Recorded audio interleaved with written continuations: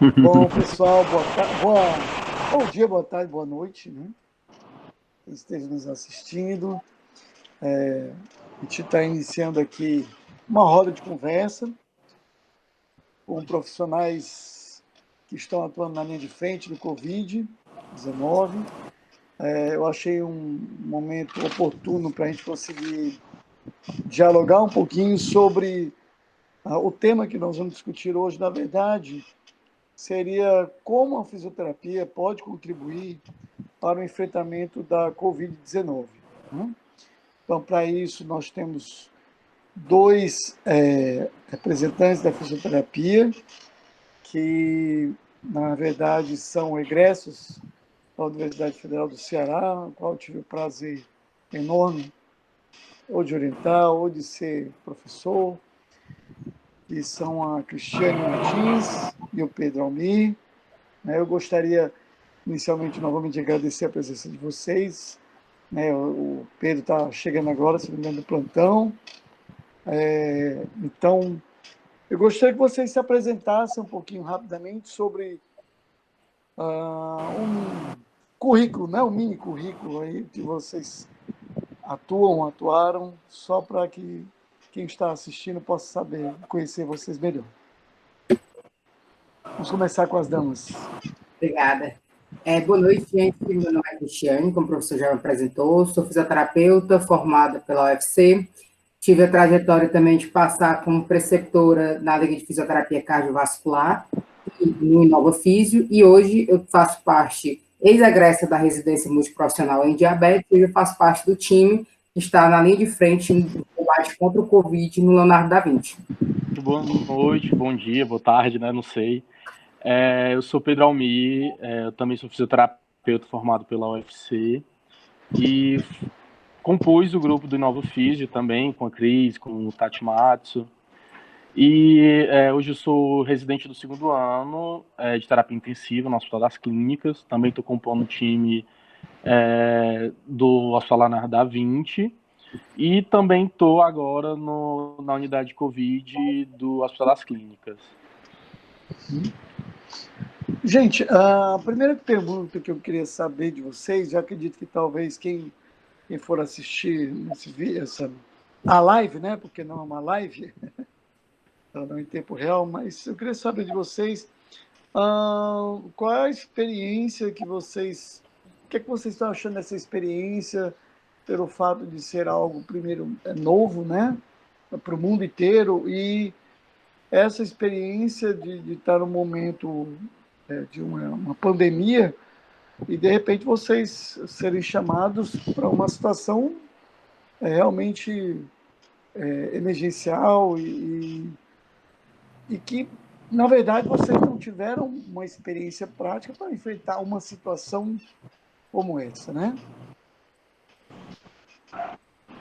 Como é que está o emocional de vocês? Como é que vocês estão se sentindo? Como foi o impacto ou como está sendo o impacto para vocês na vida de vocês? Pedro, se quiser começar. Posso começar, tudo bem. Olha, é uma situação bem inovadora para todo mundo. Assim, se eu dissesse que alguém já viveu algo parecido, eu estaria mentindo. Então, onde a gente está, nos hospitais, todo mundo dizendo que realmente é algo muito novo, que está sendo uma experiência muito grande, está todo dia descobrindo alguma coisa, trocando informação da equipe multiprofissional. E aí, eu acho que essa é a palavra de ordem, inicialmente, que está sendo a gente descobrir uma nova atuação numa situação que a gente nunca viveu antes. E talvez a gente não precise viver ela novamente se a gente conseguir colher bons frutos do que a gente estiver passando. E o que eu sinto também é que existe um pouco de medo, né, no enfrentamento da pandemia, o que é completamente normal, e existe também um pouco de desespero, assim, né, de algumas pessoas, que também é entendível, mas eu acho que aos poucos a gente tem que ir traçando estratégias para ir combatendo esse medo, esse desespero, e tornando o ambiente mais humanizado, mais leve. E aí, para além disso, o que eu acho assim, não sei se a Cris vai concordar comigo, mas o que a gente sente é sendo convocado por si mesmo a uma guerra. É uma situação muito difícil, de muita vulnerabilidade de todo mundo. E a gente se sente no dever de cumprir esse papel, em estar lá, em fazer o melhor e buscar o melhor. Então, como você falou, tô vindo de um plantão, tô aqui, e quando acabar, eu acho que eu ainda vou tentar ler algum artigo. E tem sido muito isso, de buscar dar o melhor para a população, buscar também ainda fazer com que as pessoas fiquem em casa, para fazer com que realmente essa infecção ela não chegue a todo mundo, ou pelo menos que não chegue a todo mundo ao mesmo momento. E por início eu gostaria de falar isso. Eu passo a bola para a Cris agora. Assim, eu concordo bastante com o que o Pedro falou. Também fui convocada de uma forma assim, a gente estava muito no início do Covid chegando no Brasil, a gente ainda teve um pequeno período preparado para tentar estabelecer protocolos que ainda não estavam definidos. Hoje a gente, graças a Deus, conta com protocolos pela Escola de Saúde Pública e a gente tenta propagar essa pequena forma de conhecimento para todos que estão disponíveis nas redes, porque todo dia, como o Pedro falou, a gente está convocado para uma guerra, nosso mental, muitas vezes a gente está cansado fisicamente, mas a gente tem que manter o mental sempre muito objetivo naquilo que a gente quer, e sempre lembrar da humanização, porque eu acho que por mais uma situação que traga medo, que é algo inovador, a gente tem que lembrar que aquele paciente é uma figura, a gente também tem que estar de forma humanizada, pode ser um pai, pode ser uma mãe, então, assim, é tentar prestar uma assistência da melhor forma possível. E dentro desse campo de guerra, a gente tem que atuar com as formas que a gente pode ter de conversa, que muitas vezes, enquanto a gente está no nível de enfermaria, os pacientes estão muito ansiosos, não só os profissionais também, mas os pacientes estão muito ansiosos, como vai ser lidado, como vai ser manejado. E num ambiente de terapia intensiva, como a gente também está atuando, é saber trabalhar de uma forma que vai estar bem multi, para a gente também estar em várias interfaces, para melhorar esse paciente, acredito sim, que a gente tem potencial para enfrentar essa pandemia, mas de forma muito a gente precisa falou, para a gente achatar essa curva, porque realmente é o ponto principal para a gente sobreviver a isso. Isso é muito interessante a fala de vocês, porque o Pedro tocou num ponto importante, e você reforçou isso, vocês estão sendo chamados a uma guerra que, basicamente, é uma guerra de informações também, né? Muita fake news, muita novidade no campo científico também, toda hora você tem publicações, né? Hoje mesmo eu peguei uma publicação da Harvard Medical School falando sobre a síndrome de burnout nos profissionais de saúde que estão atuando, porque a gente tem que lembrar que, além de profissionais, vocês são seres humanos, são filhos, são pais, né? E que a família também se preocupa, a família de vocês se preocupa com vocês se preocupam com eles. É claro que o pânico, ele não se aposta do profissional, mas, querendo ou não, essa guerra de informações, ele acaba tornando o profissional também vulnerável, né, a uma instabilidade emocional, e aí levando, claro, essa síndrome de burnout, né? Você que tocou num ponto importante, vocês estão atuando realmente na linha de frente quando você fala na questão da UTI. E a Sobrafir, que é a Associação Brasileira de Fisioterapia Respiratória, ela tem divulgado periodicamente alguns guidelines, algumas informações a respeito ou de inovações ou de protocolos, né?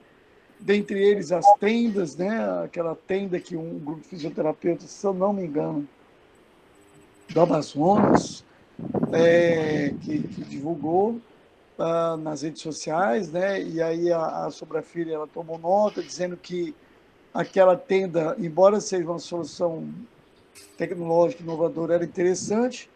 Entretanto, ela tinha uma série de problemas. Por exemplo, o ar exalado pelo paciente acabava permanecendo na tenda, né?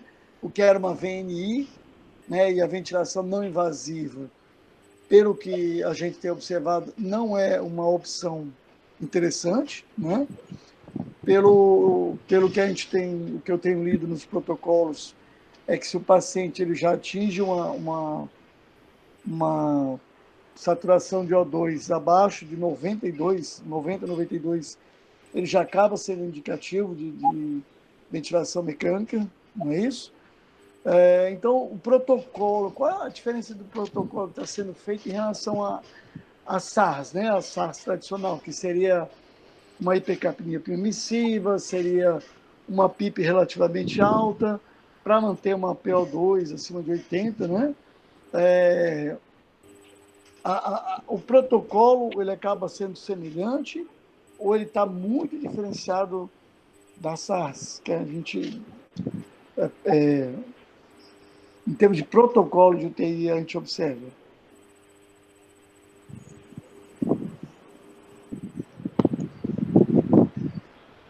Vai lá, Pedro. Cris, você quer comentar? Pode falar que eu vou comentar.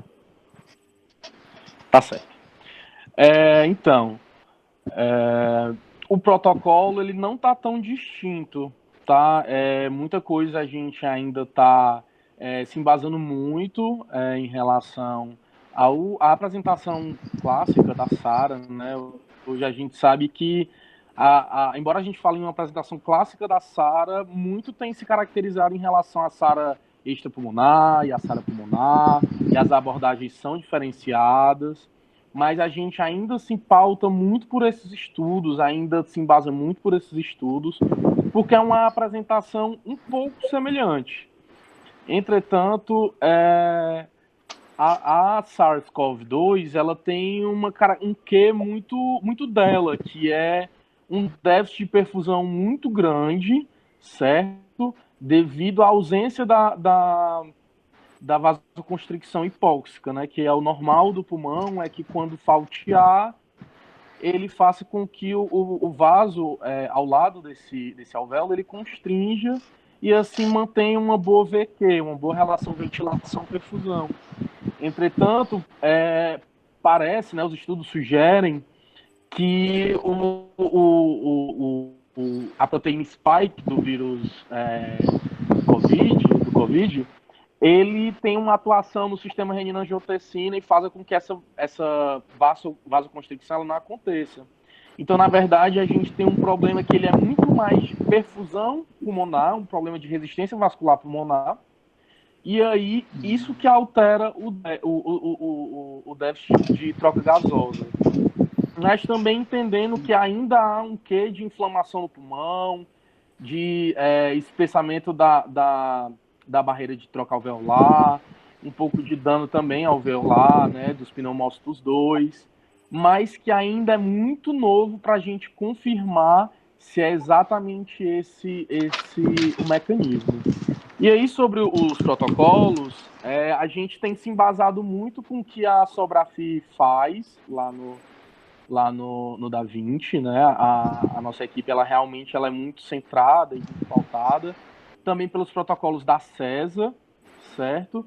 E, assim, apesar da gente se embasar, a gente cria os nossos protocolos lá no Da Vinci. Então, são coisas que são bem nossas mesmo. Então, a gente se embasa, mas tem o nosso protocolo em si. Que eu acho que a Cris pode complementar um pouco mais. Sim, o que o Pedro falou, concordo, e assim, em relação a esse paciente, a forma como ele está chegando hoje na unidade de saúde, é que esse pulmão, ele realmente é bastante inflamado, então, há um diferencial do que a gente faria numa SARA, é que a gente não tem essa incrementação de PIP, então, a gente tenta realmente trabalhar com outras formas, principalmente de forma a utilizar a posição prona nas enfermarias, antes mesmo de uma intubação precoce, porque o paciente vem com esse pulmão inflamado e ele tem essa alteração dessa fase de inflamação para a parte de fibrose pulmonar muito rápido. Então, por isso, a não utilização desses incrementos de PIB. E dentro do protocolo que a gente utiliza hoje, quando o paciente ele chega em ambiente, porém ele tem uma saturação até 92, ele vai continuar sendo observado, sendo monitorizado. Sendo que se ocorrer essa queda de saturação abaixo de 92%, e o paciente está em ambiente, a gente já vai suplementar com O2, com catéter nasal de 3 a 5 litros, porque a gente tem que manter o FiO2 desse paciente, manter essa PaO2 do paciente e evitar essa dispersação de aerossóis, que também a gente também tem que pensar na nossa proteção. Então, qualquer tipo de conduta que a gente tiver restringindo, reduzindo essa produção de aerossóis, é melhor para nós profissionais e a gente vai não difundir esse vírus, porque ele fica, já de acordo com estudos, ele fica em suspensão de 3 horas, então é uma vida útil bastante prolongada.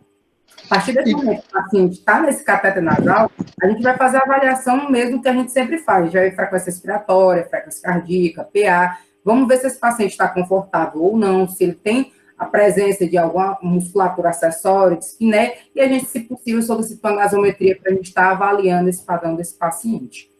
E esse protocolo de proma de até 16 horas que a Sobrafri preconiza, tem conseguido ser feito lá dentro da realidade de vocês, de acordo... Porque pelo que hoje, pelo menos eu li no portal, acho que portal G1, se eu não me engano, dizendo que acho que a capacidade hoje dos hospitais de Fortaleza já atingiu 70%. Então, acredito que o Leonardo da Vinci deve estar já com uma taxa de ocupação bastante elevada. Não sei se isso é realmente algo que vocês veem e observam. De fato, por exemplo, hoje a UTI, os leitos todos já estão ocupados ou só uma parte consegue ainda ter a reservada? Até meu plantão passado, que foi ontem, a gente estava com 27 pacientes, a capacidade máxima são 30, porém a gente tem 2 leitos que estão interditados, questão de ventiladores ainda, uma parte mesmo burocrática, que chegaram os ventiladores, mas tem que passar pela engenharia e ter toda aquela checagem. Então a gente está hoje com capacidade máxima, assim, e as enfermarias estão já sendo preparadas para se tornar semi-intensivas, se necessário for. E esse paciente, ele tem chegado... Então, na verdade, pelo que eu compreendi da fala do Pedro, aquele quadro clássico da SARS, para aquele paciente encharcado, não é bem assim. A COVID, ela tem aparentemente, pela fala de vocês, ela tem algumas peculiaridades e nem sempre é aquele quadro clássico de broncopneumonia, né? É isso mesmo? Vai lá, Pedro. É isso aí. Até complementando, né, já tem alguns estudos que falam que numa parte dessa população a complacência é preservada, né, o que no início espantou muito. Como assim? A gente tem um quadro de opacidade bilateral não explicada por edema cardiogênico, com baixa relação PF, ou seja, se enquadrando perfeitamente nos critérios de SARA, e eu não tenho um padrão de SARA propriamente dito. Eu tenho um padrão ali, de complacência, às vezes, boa, de 40 a 60 centímetros ml por centímetro de água. Então, isso foi muito espantoso no começo, e agora já começa a se entender mais o porquê disso acontece. E aí, quando a gente observa, né, os raios-x, eles realmente têm uma opacidade, né, uma atenuação em vidro fosco, que ela é bilateral, só que ela tem uma diferença dela ser multifocal, ela não é tão abrangente como o da SARA clássica, ela tem alguns pontos, e esses pontos, em sua maioria, eles são mais próximos à pleura, eles são ditos subpleurais. Então, esse paciente, ele realmente tem uma apresentação diferente, a gente ainda não tem o compreendimento total dessa situação. Acho que, como muito bem o professor Tatimatsu explicou, a gente está sendo bombardeado de informação, a gente tem que ter um crivo muito grande na hora de saber em que evidência a gente vai se confiar. Exatamente. Inclusive, tem estudos aí que já estavam se confiando como a nova proposta de tratamento do Covid, que estão sendo muito questionados. Então, a gente tem que ter uma atenção redobrada nesse momento para a gente não se tornar vítima do que a gente quer construir de melhor, sabe? E o importante da fala do Pedro, que realmente esse quadro, essa fisiopatologia que ainda estão sendo estudada, leva a uma desaturação muito rápida desse paciente. Isso é um fator muito importante no que a gente deve pensar no joguinho de incrementar a PIP ou não, que não se deve fazer, FiO2, quanto aumentar ou não aumentar, então frequência respiratória, tudo isso a gente tem que pensar em alinhar junto com a gasometria e ver esse quadro desse paciente, porque dependendo da forma, se for uma intubação eletiva ou não, a gente vai predizer uma melhora clínica mais rápida ou mais arrastada desse paciente. E isso que a Cris falou é realmente muito importante, só complementando aqui, professor Catimates, porque a gente não pode ter a pretensão de achar que do dia para a noite esse paciente ele vai ter uma resolução muito rápida da doença, assim. Já está bem descrito que ele tem uma resolução lenta, que a gente vai ter que ter um pouco de calma mesmo na hora de cuidar desses pacientes, porque realmente eles têm uma melhora que é da doença, é um pouco diferente da SARA clássica e que tende a melhorar apenas de 2 a 3 semanas. 2 a 3 semanas internado mesmo na UTI. Ele chega a tudo isso? Na UTI não, talvez não, né? O quadro desde a internação hospitalar até a alta. É isso. Ser em torno disso. A gente tem relatos de colegas da profissão mesmo, que aqui em Fortaleza tem pacientes que estão ficando na UTI menos tempo. Hoje mesmo eu já tive relatos de pacientes que foram estudados com sucesso, porém é aquela coisa, tem que ser bem analisado para a gente não ter uma reintubação, porque esses pacientes ele têm uma oscilação de saturação muito rápida. Então, para evitar essa saturação, tem que ser muito bem avaliado os critérios para intubação.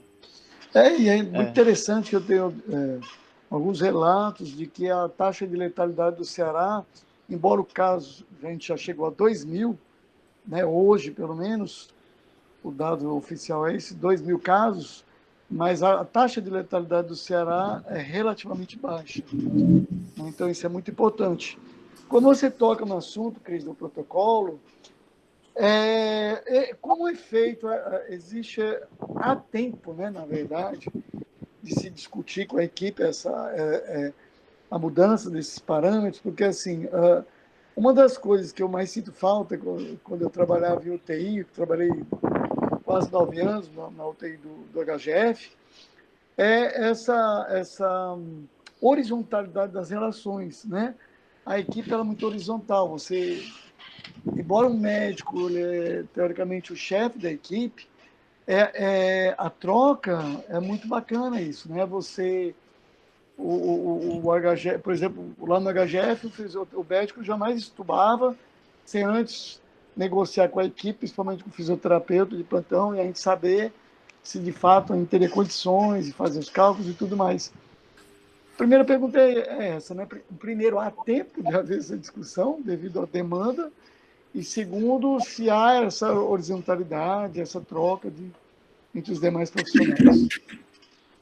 Assim, dentro lá do Leonardo da Vinci, a gente realmente está tendo uma troca bem ímpar, assim.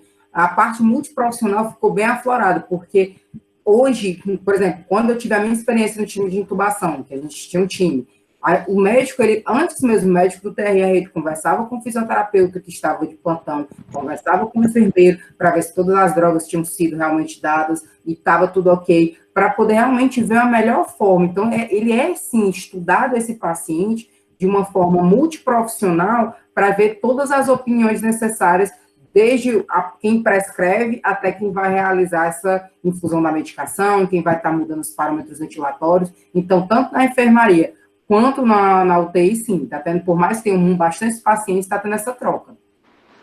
Então, está uma cautela maior para poder tentar essas intubações com mais segurança possível, já que não está sendo feito o TRE, o teste de respiração espontânea, para evitar a propagação de aerossóis. Então, os pacientes estão ficando mais tempo em PSV para a gente poder ver como é que evolui e ele acorda desse quadro, dos sedativos e tudo.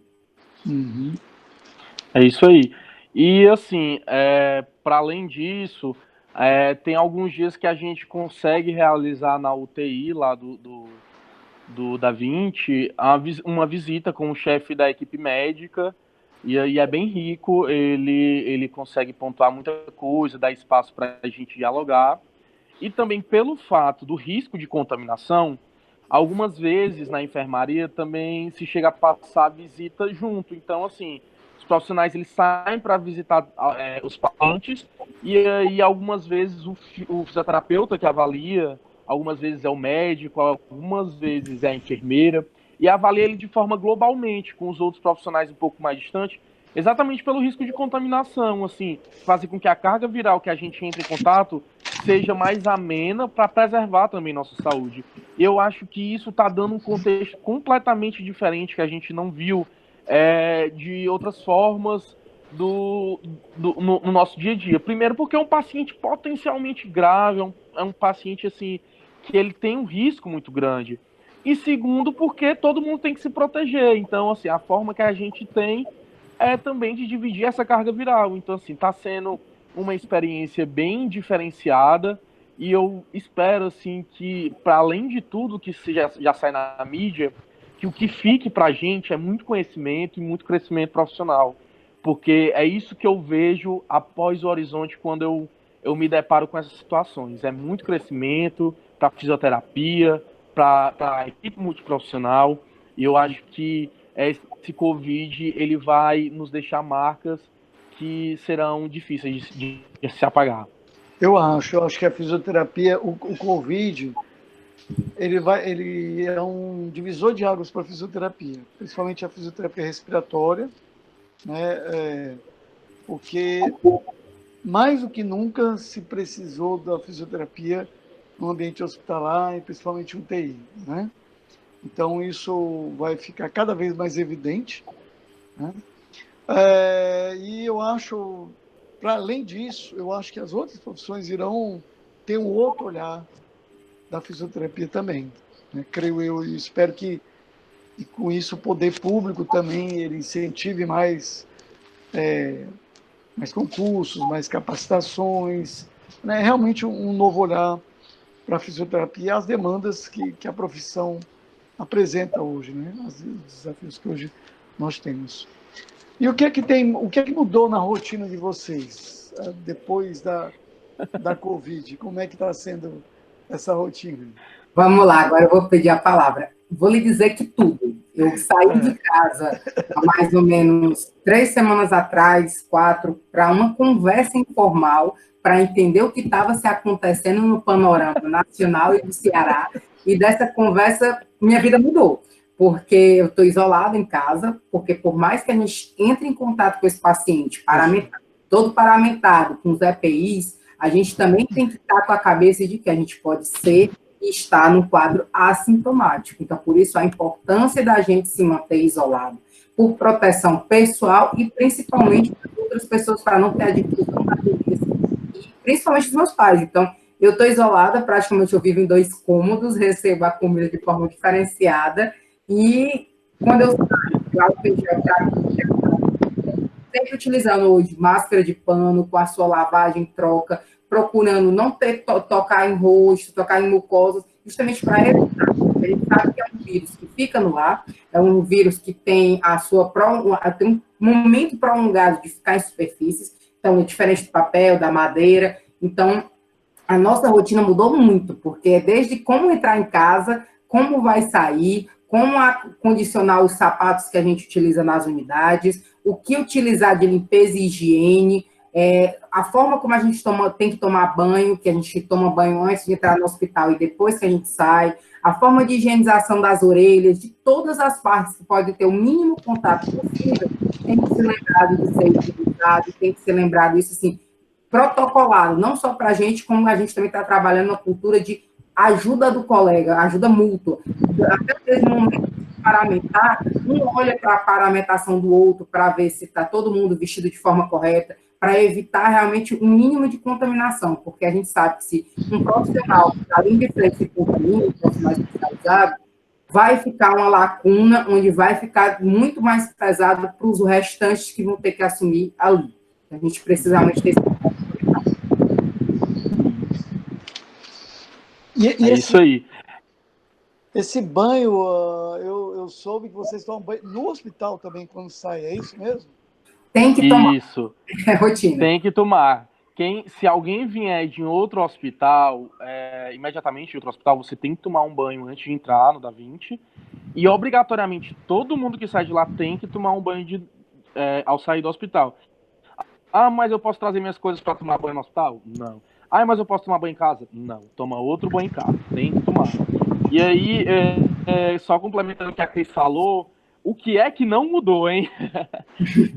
Há 3 semanas eu também saí, né, no domingo, para uma conversa num hospital que estava para surgir. De repente, eu estava no meio de uma equipe muito linda, uma equipe muito unida, uma equipe que hoje a gente recebe muitos elogios, assim, eu só vejo as pessoas dizendo assim, médico fulano de tal elogiou a equipe da fisioterapia, a equipe da fisioterapia foi elogiada. Então, assim, tá sendo muito legal vivenciar tudo isso, sabe? E aí, desde da decisão que eu tomei também, assim como a Cris, a minha vida mudou muito, assim. Minha mãe, eu pedi para ela sair de casa, né, para ela ir para casa da minha avó, assim, eu resolvia vários problemas de uma vez só. Eu não contaminava ela ajudava a minha avó e aí muita coisa foi resolvida. E aí eu tô numa situação um pouco diferente da Cris, eu tô em casa, sozinho, eu que tenho que me virar. Eu sei mexer em ventilador mecânico, mas eu descobri que eu não sei mexer em máquina de lavar roupa. Então tá sendo um aprendizado pessoal também. E é basicamente isso, você acaba percebendo que, por mais que uma pessoa esteja um pouco distante, hoje todo mundo vem perguntar se eu comi, se eu tô dormindo, porque sabe que é uma situação bem diferente. Eu acho que a gente tá realmente sendo muito valorizado quanto profissional de saúde, mas é também lembrar que todas essas pessoas estão fazendo parte disso. A solidariedade está sendo muito grande. Se não fosse as pessoas que abrissem o supermercado para vir deixar alguma coisa aqui em casa, não tinha o que comer e o que trabalhar.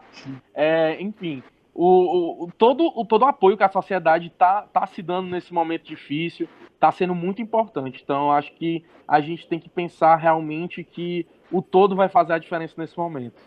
Muito bacana a sua fala, Pedro. Eu concordo com Pedro em tudo, professor, porque assim, o principal é que hoje eu moro numa periferia, então quando eu saio para trabalhar, eu vejo muitas pessoas ainda na rua e eu tento passar, quando eu passo por um, pessoal, vamos para casa. Então, isso fica uma mensagem para os alunos também reforçar isso. A gente ainda não chegou no nosso pico, mas quando chegar, nós estamos sendo realmente preparados para a guerra. Então, a gente vai receber o paciente, mesmo se a gente não tiver estrutura, mesmo se a gente não tiver material, e a gente vai ter que trabalhar. Então, por isso que hoje a equipe do hospital disponibilizou psicólogo, psiquiatra e o que for necessário para os profissionais, porque os plantões não são fáceis. A gente conversa mesmo entre si e é cada um se apoiando. São poucos profissionais que a gente tem que tentar entrar em contato na unidade e não são plantões fáceis. Você dá um plantão há 2 meses atrás, uma UTI, era cansativo, era extenuante. Hoje, você dá um plantão em uma UTI COVID, em uma unidade COVID, independente se ela seja UTI ou não, é muito mais estressante, demanda de muito mais cuidados para não ter a contaminação e o psicológico da gente fica todo o tempo. Será que eu me contaminei? Será que eu coloquei a mão em algum lugar que não devia? Então, a gente fica muito nisso. E quando a gente sai de um plantão, a gente muitas vezes não consegue girar o botão para desligar de imediato. Demora para a gente conseguir baixar a adrenalina, porque, querendo ou não, a gente tem quadros de paradas, a gente tem que realmente, ainda não chegamos na fase, graças a Deus, da lei de Sofia, de escolher quem tem que sobreviver. Mas se a população não contribuir, infelizmente, a gente tem a realidade que isso pode acontecer. E a família de vocês tem dado esse apoio? Como é que está sendo? Porque para a família é muito difícil, né? Pelo que eu entendi, graças a Deus, vocês estão tendo um apoio bem bacana, bem legal. Não sei se eles ficam muito noiados ou eles conseguem lidar isso bem na cabeça deles. Acho que sim, né? Ou não? Mais ou menos, assim, pelo menos pela minha experiência, eu recebi uma ligação do meu tio que estava na casa da minha avó, e aí ela me ligou chorando, dizendo que eu estava muito mal. Eu digo, não, vó, tô muito bem, eu só não tô conseguindo ligar, eu tô muito cansado. E ela disse, não quero mais você com isso, você vai fazer direito, você vai ser juiz, eu não quero mais. Calma, vó, vai dar tudo certo. E aí as coisas vão se acalmando, mas assim, eu acho que o medo tá muito grande, mas o apoio é total. Acho que é muito amor que tá envolvido. A minha fala é bem parecida com a do Pedro. Minha mãe e meu pai, acho que minha mãe principalmente, muitas vezes quando eu vou dar plantão não dorme, com medo de contaminação.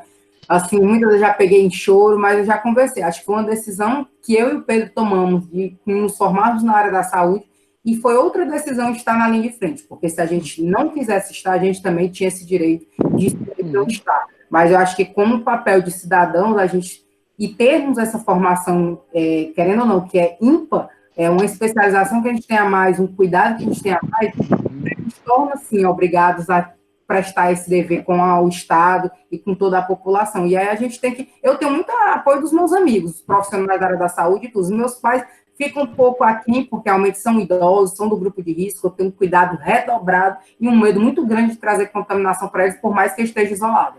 Uhum. E com isso, assim, eu gostaria muito de agradecer a você. Primeiro, parabenizar. Eu acho que, é como você falou, vocês não foram obrigados, né? Vocês têm o direito de ter se negado, e aí é um orgulho, né, da universidade. Eu falo como ex-professor de vocês, né, como atual colega de vocês, é um orgulho saber que vocês estão na linha de frente, sei da capacidade de cada um de vocês, sei que vocês vão dar o melhor de vocês e que esses pacientes estão em excelentes mãos, né? Eu queria muito agradecer a vocês por ter disponibilizado esse momento, né? Eu vou finalizar, então, essa nossa conversa, esse nosso bate-papo, agradecendo demais, de novo, essa disponibilidade de vocês, parabenizando, e que eu espero que em breve isso tudo passe, a gente tenha uma conversa mais leve, de dar uns risadas de tudo isso que passou, né? Muito obrigado, meninos. Por nada. Obrigada.